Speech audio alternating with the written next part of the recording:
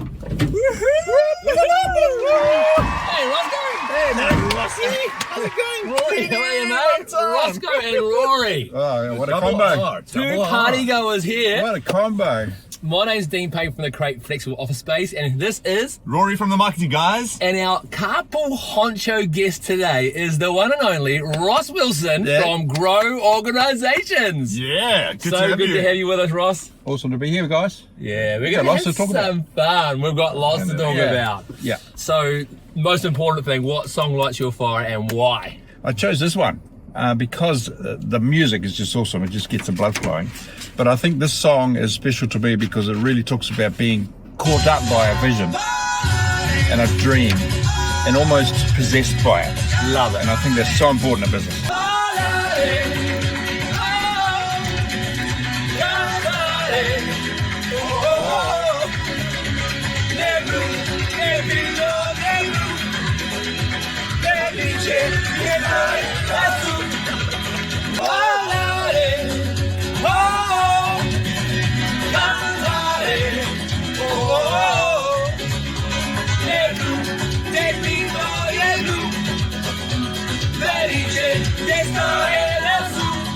You were looking to become a brain surgeon, apparently. Yeah. That was what happened there? Oh, mate, I missed out on med school just by a squidge, you know. Tell us, you told us how much? 5 points out of 500. Oh, and I didn't how get many it. years are you studying? Oh, how many years? What? Studying. That would have been 7 years. Yeah. So this was at the end of high school. Yeah. So, I just, oh, man. Bugger. I was completely gutted. How long had your heart set on that one? Oh, like years. Since I was you were a kid. Yeah. Oh, man. But how does that fit into what you do today and how you improve people's lives and businesses? Well, there's a number of things. Well, one of the things that I got from that is I reflected on it many years later. It took me ages to get to this point. But I realized after another failure that I was chasing somebody else's dream. Society was telling me that brain surgeon was the pinnacle of success in the medical world. And I love medicine. And I thought, right, I'm going to aim at the top. And I didn't even get a chance to go there. And the same thing happened to me second time later. So, because I aimed later on, my second choice of dream was to become a CEO of a major New Zealand company by the time I was 40. Yeah. Oh, well, you got to shoot for the stars, eh? So I set out to do that. And at age 38, I was 2 steps away from the CEO's office. And I thought, I'm done with this. Yeah. This is not the life I want. So I bailed on that. But for the better, though. Absolutely. Yeah. And for good reason, you know. Yeah. It was a treadmill. But you asked about how it's connected. From that time on, I became really passionate about changing the workplace in New Zealand. You know, we go to work 9 to 5, and for most people, it's just a grind. Yeah. You know, they go to work to play, to earn money to play. They don't go to work to play. Yeah. And I thought, I'm going to change that. Oh, and that's what set me up really for this business. I'm loving what I'm hearing here because every business person needs to get this in their heart, in their mantra. You gotta be the king of the bounce back, and you are the king of the bounce back by the sounds of it. Thanks, mate. Thanks, mate. You know, is that never die? No, like a good weed, you can't kill it, mate. But I'm also hearing you got to have fun while doing business, right? You got to enjoy the moments, enjoy the ride, enjoy the people that you meet along the way. And don't hold on to things too tightly, right? Because as you say, sometimes you get excited, and as an entrepreneur or a business person, you go off down a track. And it's there for a purpose. Yep. Because you learn, you grow, or you get different perspective as you go down that pathway. But as you get closer, you go, oh, actually, no, that wasn't exactly what I was going after. No. But now that I'm here, I can see it differently. That's what I'm after. Yeah. And if you're holding on too tightly and you let disappointments or change kind of throw you off the track or destroy you, then you're probably never going to get anywhere fast. No. Yeah. You've got to go with the flow. In business, things change. Yeah. And you've got to be good with it. Oh, yeah. Yeah. Okay, so you are from Grow Organisations, right? Growing Organisations. My apologies. and that says it all.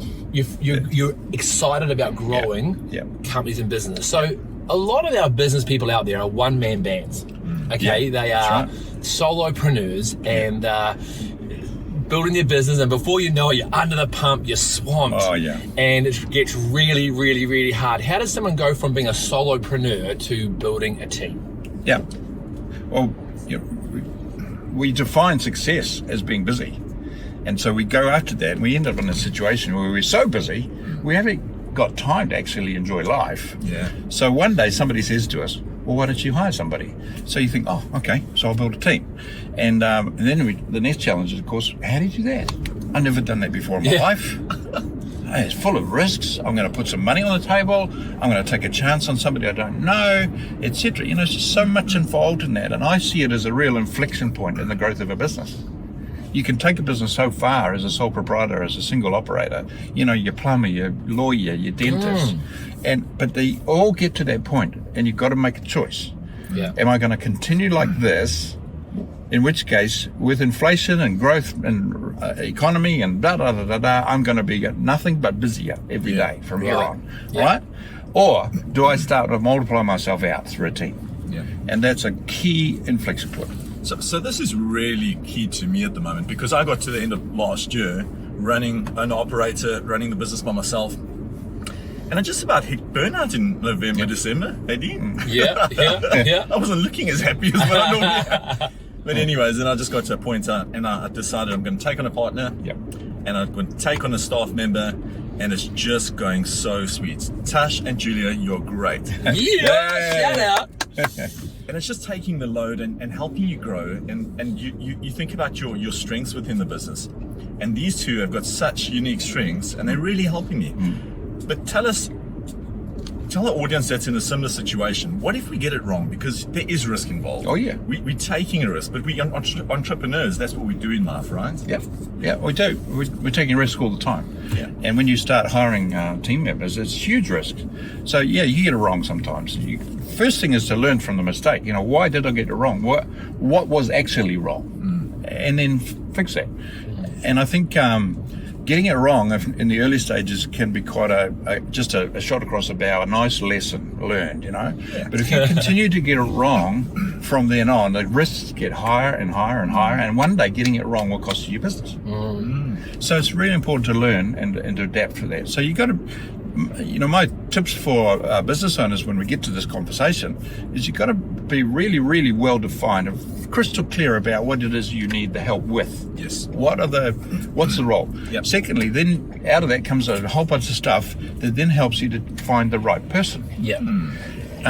But ultimately, when you're building a team, you've got to have people around you for your own sake, let alone the business, who are actually aligned. Not, I'm here to do a job, you pay me, and if I do it well, I'm going to ask for a raise. Yeah. It's like, I'm here because I want to be. Yeah. I so believe in what we're about. We are about. Yeah. You see? And, it's like, I also earn an income, Yeah. So that's absolutely critical in building a team. Yeah.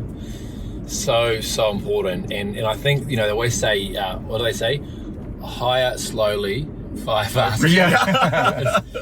But I guess hire slowly is the key, right? We don't want to, it's not nice having to deal with people issues when you get it wrong and moving people on. It's actually one of my worst things. I hate it. It's the worst thing. Well, we usually hire to get work done. So we look for somebody who can do the work. Yeah. And it's just wrong. Yeah. Sure, they have to be competent. What should we be looking for? We're looking for people that actually are cheering us on. They're our fans. And my first hires were from amongst my best friends. Yeah. Because I knew that every time we had a barbecue, they'd say, how's business? They got your back. Absolutely. So I'm going to throw a curveball question here. Yeah. Tell us about culture and how important culture is for that team unit and moving the business forward and up.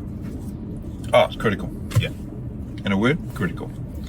And you start building a culture when you go out in business on your own, because the way you are needs to be the expression of the culture that you want to have in the team one day. Yeah. The team will develop a culture that reflects you. Yeah. So make sure you're right. I love that. Bummer. Yeah. Why does it always come back to us, me? Yeah, that's entrepreneurship, mate. So, when in the idea of building a team, what do you think is the most critical, the number one ingredient to building a good, strong team that lasts? Having a very clear idea of why you're in business.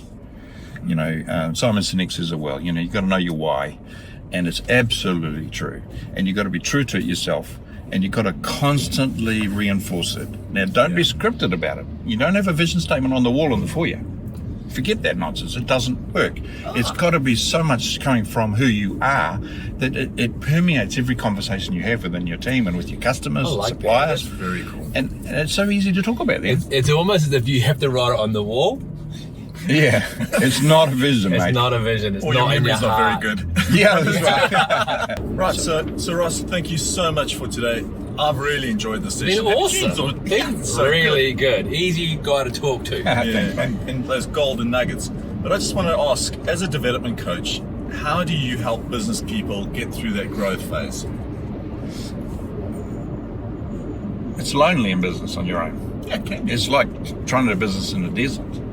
And it sounds very self-serving, but the reality is, I've become convinced of it, that the first team member that a sole proprietor needs to appoint is a business coach.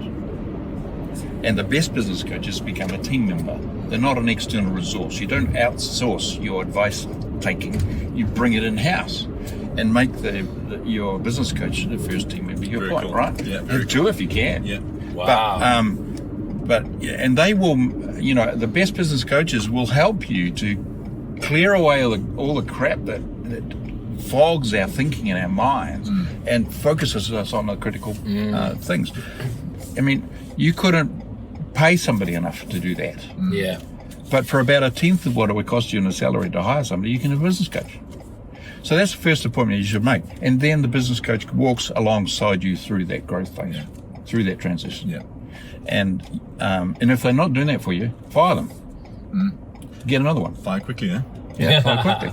Because it's so important that every single person on your team is aligned on that. Yeah. Yeah. So powerful and so critical. And one thing that we're hot on, I guess, in part of these conversations, Rory, is, don't be afraid to pay money to get experts on your team, because it can save you thousands, Absolutely. save you years of heartache in a business. Because, we know that heartache can come in a business and it can stick around for a long time if you don't get it right. Yeah. That's awesome, mate. So I fully love this guy, and I want everybody to just make the opportunity to get a hold of Ross and Michelle at Growing Organizations. They rock the planet, and they really are serious and focus on helping people achieve that, getting that clarity that Ross was talking about. Yeah, so, Ross, we've got a little bit of a teaser, a bit of an offer for people. So we talk about that? Yeah, I just love meeting new people. So anybody who contacts us in the next little while, 21 days. 21 days. All right, okay. 21 days. 21 days. So I've got 21 giveaways. All right. Really? Yeah. So it means, here's the deal. If you're the first person to contact us, you get 2 tickets to a movie. Free. Oh. And either Michelle or I will deliver them personally. I'll Okay? be the first. Oh, you're first. All right. So the second one is 2 bottles of wine. Your choice. You tell us. We'll bring them and we'll deliver them. Okay. Not Prosecco. Too expensive. No. Just kidding. We love Prosecco. So yeah, 2 bottles of wine. And from then on, if you're the odd number person, you get 2 tickets. If you're the even number person, you get 2 bottles of wine. All right. You go. That's a biggie. And we'll deliver them personally, as long as you're with This is one of the best offers we've had yet. And guys, the reason why Ross came up with this idea is he's a business development coach, and he knows how many people spend the time to take 20 minutes to listen to a conversation like this and do nothing. Absolutely. That's the worst thing. So you are going to be rewarded. The movie ticket, the wine, is your reward for getting off your BUTT and doing something about growing your organization, your business today. Yeah. Awesome. Thank you, Love Ross. it. Thank you so much. Thanks, guys. Thank you. To our sponsors, thank you. The Crate Flexible Office Space. Woo! Yeah. The marketing guys. Yeah. And what about Business with the Locals? Come join us at Networking with Business with Locals. Yeah, it's awesome. First Thursday every month. And of course, we are so excited to be in our Highlander. Thanks, Toyota. Love you, Toyota.